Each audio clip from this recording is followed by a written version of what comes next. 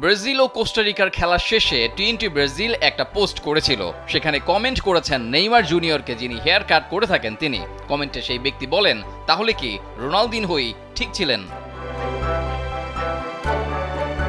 সেই কমেন্ট দেখে রেগে আগুন হতে দেখা যায় নেইমারকে। কমেন্টের উত্তরে নেইমার সেই ব্যক্তিকে লেখেন, তুমি চুপ করো। নিজের নাপিতকে এমন ডিফেন্ড করায় ফুটবল বিশ্বে প্রশংসা পাচ্ছেন নেইমি। দেশের প্রতি অর্থাৎ ব্রাজিল ফুটবলের প্রতি যে প্রবল আস্থা আছে নেইমারের, সেটাই কমেন্টে উত্তর দিয়েই বুঝিয়ে দিলেন তিনি। কদিন আগে ব্রাজিল ফুটবল নিয়ে মন্তব্য করেছিলেন সে দেশেরই কিংবদন্তি ফুটবলার রোনালদিনহো গুচো।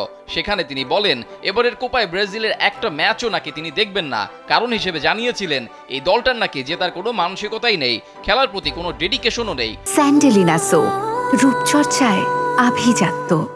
এমন মন্তব্যে ফুটবল পাড়ায় শোরগোল পড়েও গিয়েছিল।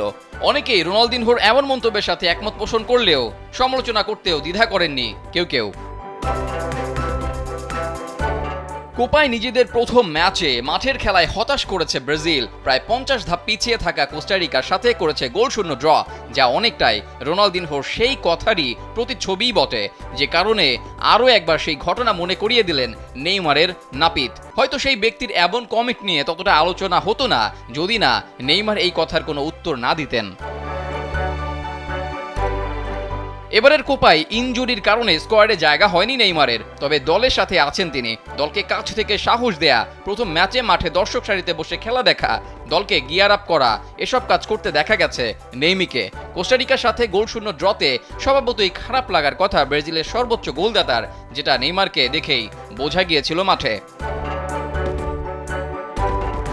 কোস্টারিকার সাথে গোলশূন্য ড্রয়ের ম্যাচে নেইমারকে যতবারই দেখা গেছে মনে হয়েছে তিনিই ব্রাজিল দলের কোচ।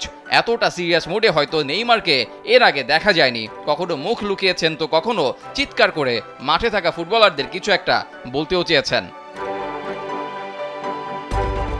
নেইমার দর্শক সারিতে বসে মাঠে থাকা ফুটবলারদের গাইড করতে চাইবেন, এটাই স্বাভাবিক।